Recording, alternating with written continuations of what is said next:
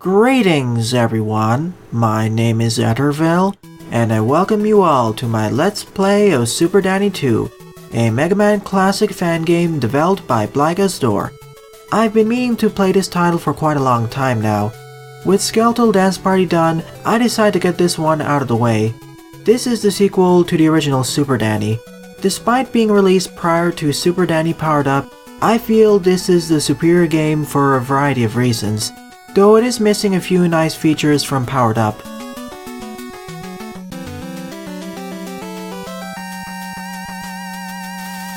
So without further ado, let's begin. Unlike Powered Up, we actually start out with an intro stage, playing as Mega Man. Mega Man can jump, shoot, and slide, just like in Powered Up. This intro stage is essentially a remixed version of Top Man's level. We even have the Mega Man 3 weapon select screen, or rather menu. Sadly, just like in Powered Up, this engine runs at 30 FPS. It isn't as problematic as it was in Powered Up though, for several reasons I'll get into. Starting off with the Kamusaburos, Megakuros, and Not Emboldened enemies. Pretty easy enemies to dispatch of.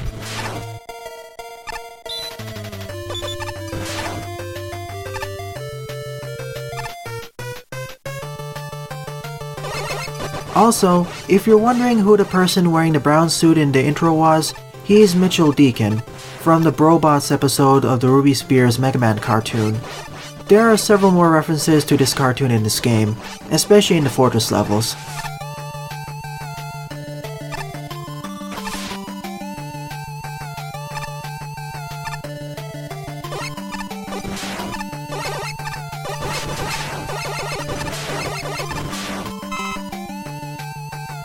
Also for this game, just like in Powered Up, I will be using the keyboard.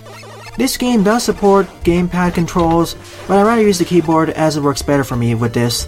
I should have done the same when I did my Let's Play of Joe's, as it uses the same engine.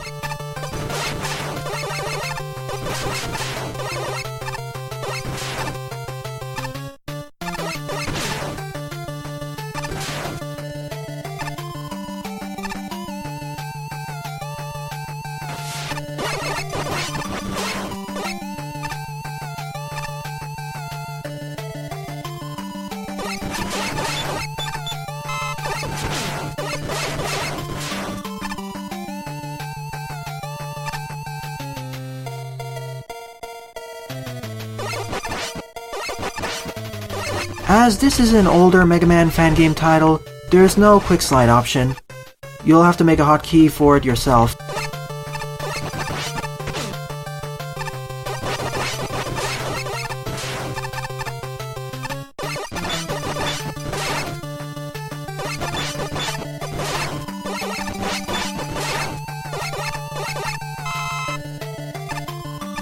That was the introductory level. Now onto the boss fight. Top Man, with no changes whatsoever.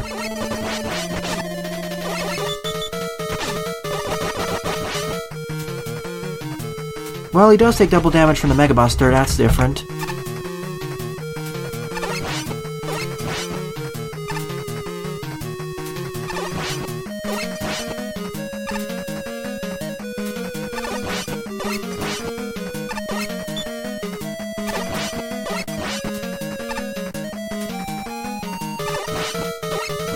You can get 2 Mega Buster shots in per cycle.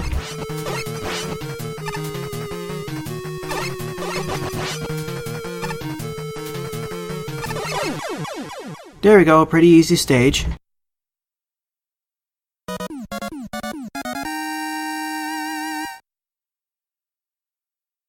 But just like in the intro, Dr. Wily just stuns Mega Man and kidnaps him, along with the rest of his family and friends. Here's our star of the game, Super Danny.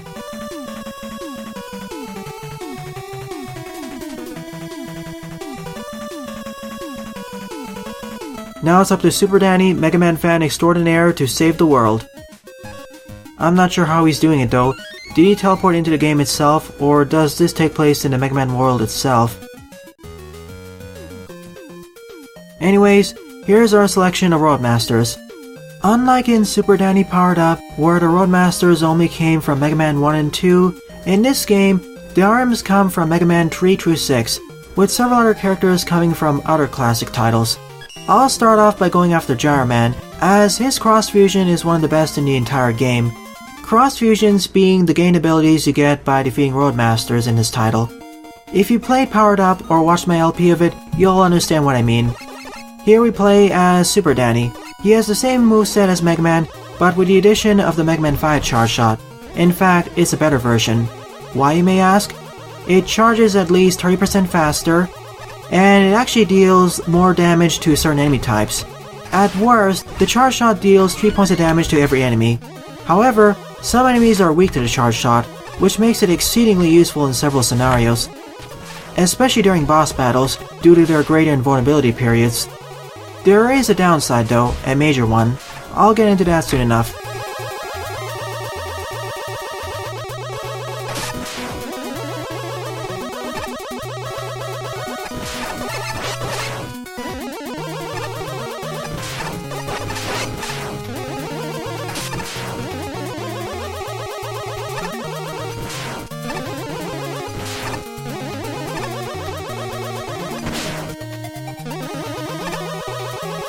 One of the downsides being that the sound never fades out. This is one of those older Mega Man Classic fan games, so it doesn't have the fade out. That fade out was introduced with the fan game Rock Force, I guess. At least that was the one that popularized it.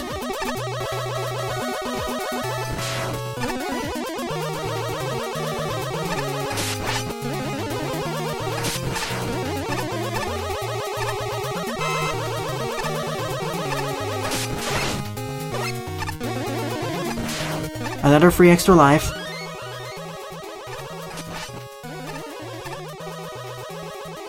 I want to showcase something here. Notice the parachute enemies? Well, don't want to jump off there. I want to try respawning it.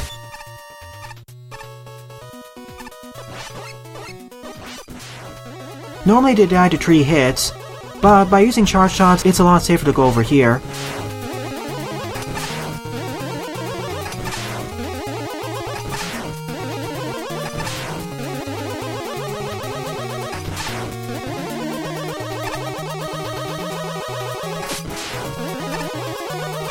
I'm thankful that this game has a higher chance of dropping lives when you defeat enemies compared to other Mega Man fan games.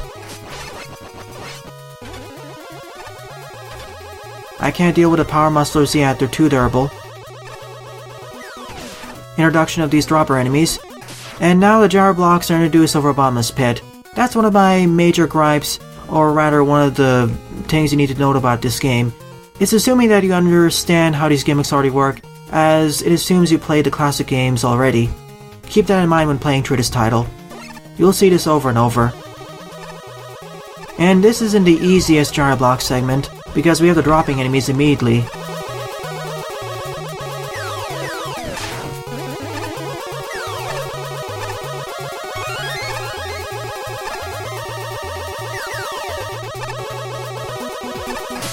Here's our menu. Now we have the Mega Man 5 menu. We have 8 letters that we can collect in this game, which spell out Dark Chip. Every Roadmaster stage has one of these, and as long as you collect it, even if you game over or exit the stage, you'll have it on you. Time for the hardest part of the stage. Thankfully there are no enemies here.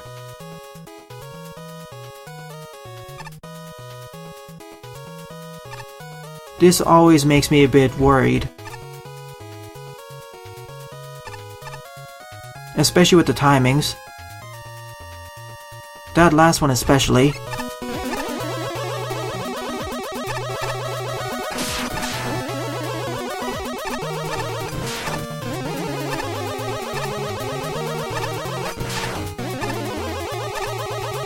Slow and steady wins the race. I'd rather not take the risk.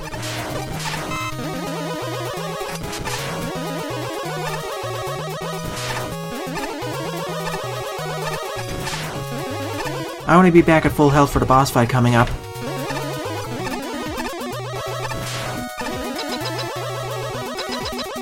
You may have noticed that this Gyro Man stage was a harder remix of the original. The same applies to the boss battles, although it can be a bit problematic. Not as problematic as it was in Powered Up though. And the main reason is because we start out with the charge shot.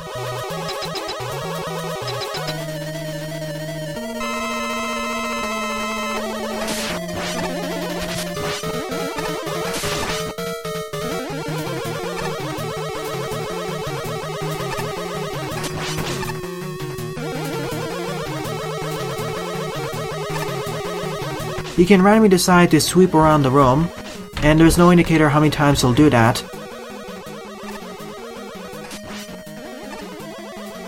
Sometimes it'll decide never to throw any of his gyro blades.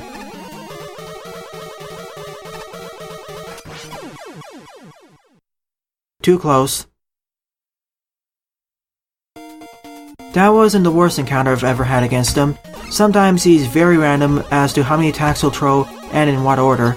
That's one of my major complaints with the bosses of this game, some more than others.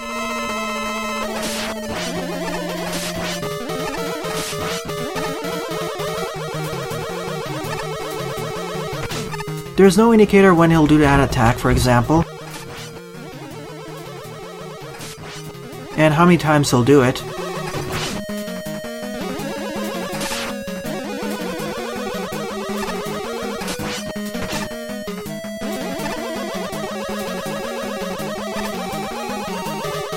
It's best to stay around the middle of the room then.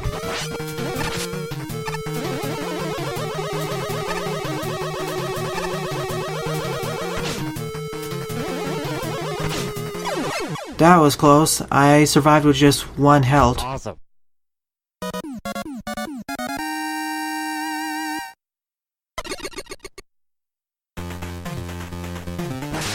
Nevertheless, just like in Powered Up, once you gain access to your first fusion, the game gets a lot easier. Although, how much easier depends on what fusion you get. The reason why I went for Gyro Fusion is because it's necessary for collecting at least 3 or 4 of the letters. Only 2 or 3 of the letters are out there in the open that you can collect without using any of the fusions. Anyways, I'm off to Pharaoh Man. Normally I'd go off to another Roadmaster, the one Gyro Man is strong against, but I need Pharaoh Man to collect 2 or 3 more of the letters.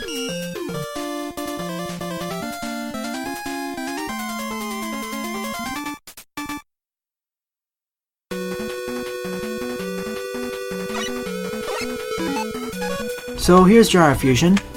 Well, first off, I also have access to a Mega Man costume. You start off with it and it has no different movesets. The Gyro Fusion, however... Oh, it doesn't switch like that, okay? Whenever you swap over to a fusion,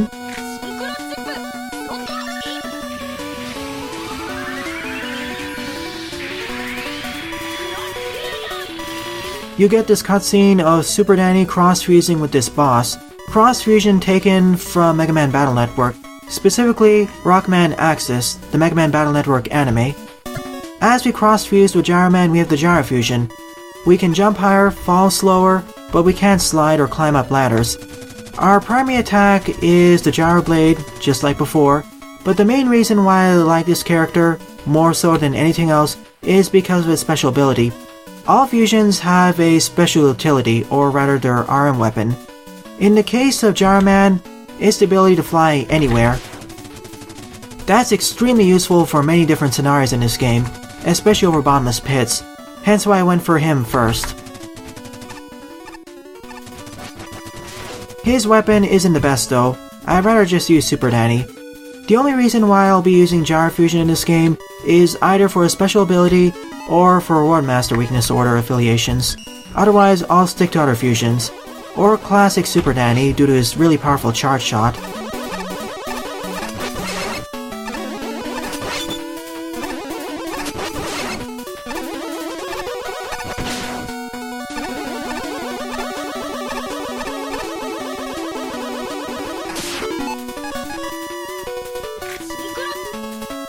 No way to quick swap between the fusions though, but I suppose that would mess you up in several areas, so that's why it isn't there.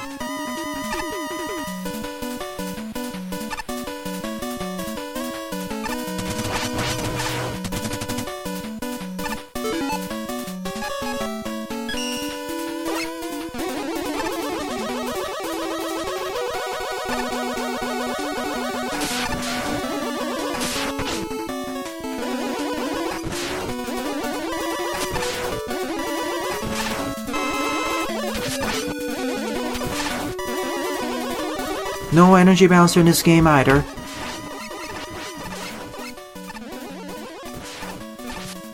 Something I forgot to show during the last level, just like in Powered Up, Super Danny still has his quotes, which are awesome.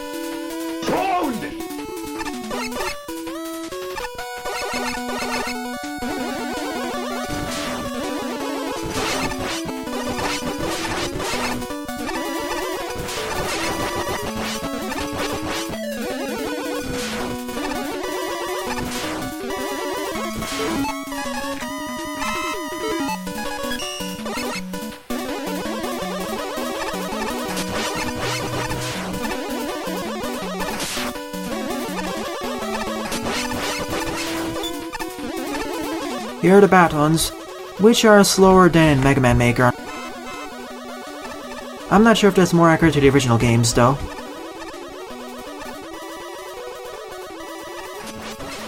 There's our next letter.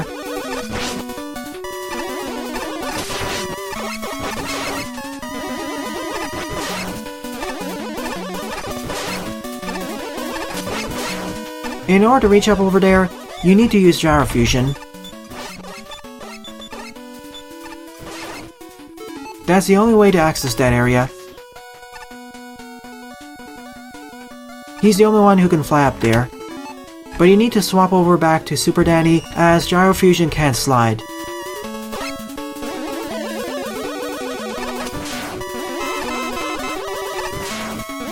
That's letter number 2. Most of the letters aren't that difficult to get, especially with the fusions.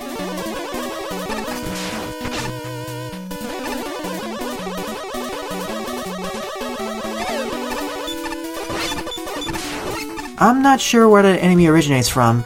Is that an original enemy, or did that originate from the Game Boy titles? Probably the latter, but please let me know in the comment section below.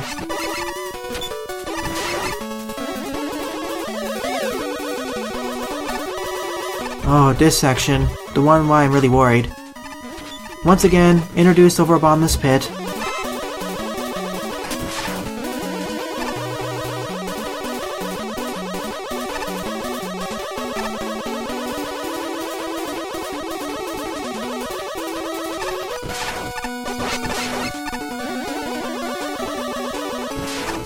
An extra life, thank you very much.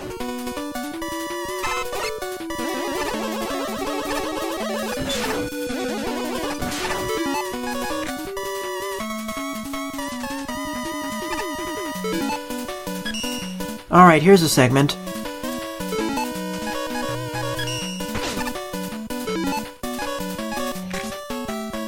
As an important note, in order to activate the Gyro Flight Copter mode, you need to be standing on solid ground, or at least on some ground. You can't activate it in midair.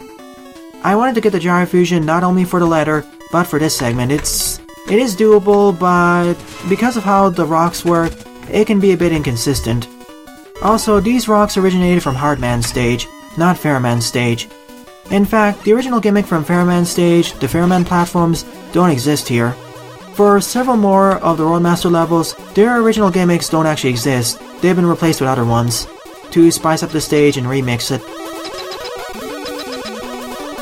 Time to fight Pharaoh Man, who is more difficult than his original version due to one particular reason.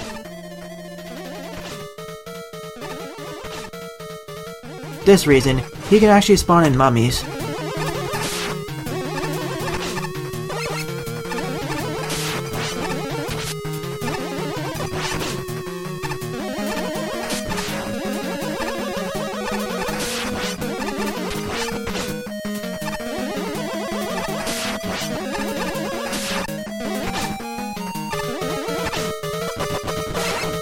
I don't think the mummies here can spawn in extra life energy.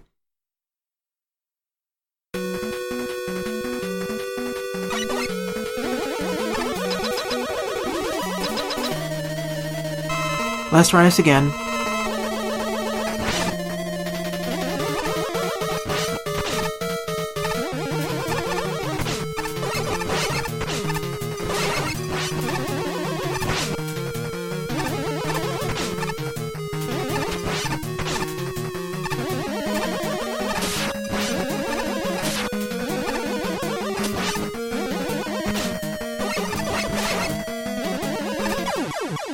hitboxes. Although I did clip into him, so... Pharaoh Man is one of the tougher bosses in this game, especially because he can spawn in that minion. I do have 2 extra lives though, so that'll be helpful. He's up there in terms of difficulty with Pharaoh Man in Revenge of the Fallen, which I will eventually LP as well.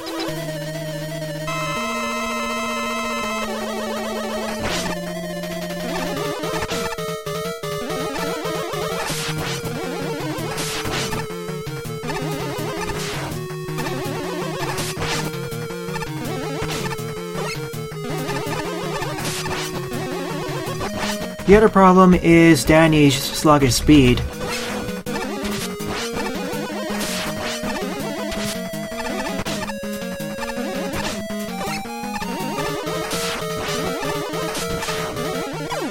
I almost got it. There's the other problem with the charge shot. Once you get hit, the amount of time you have to wait before you can fire off your charge shot, or rather start charging it up, is longer than in the original classic titles. That's the trade-off for your faster charging time. That can be a problem during boss battles like this one, where bosses move more rapidly than you.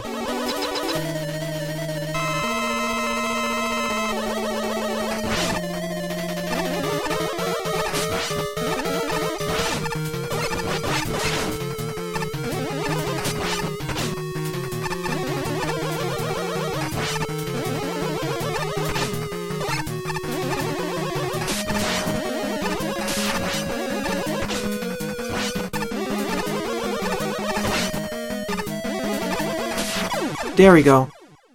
The main issue is this random jumping pattern. At least it feels random. I know there's a set pattern in the classic titles, but I don't know if it continues here. The main reason why I got the Pharaoh fusion is, of course, to gain the next set of letters, and for weakness order affiliations. I won't normally use it during gameplay. Nevertheless, doing a lot better. I thought I was going to die a lot more. During my original playthrough of this game off-screen, I game overed here. For every episode, I'll try covering 3 stages, barring 1 or 2 exceptions. So in this part, I completed the intro stage, Gyro Man's level, and Pharaoh Man's level. In the next part, I'll be completing the next 3 Roadmaster levels. Thanks for watching, and have a nice day. Toodles!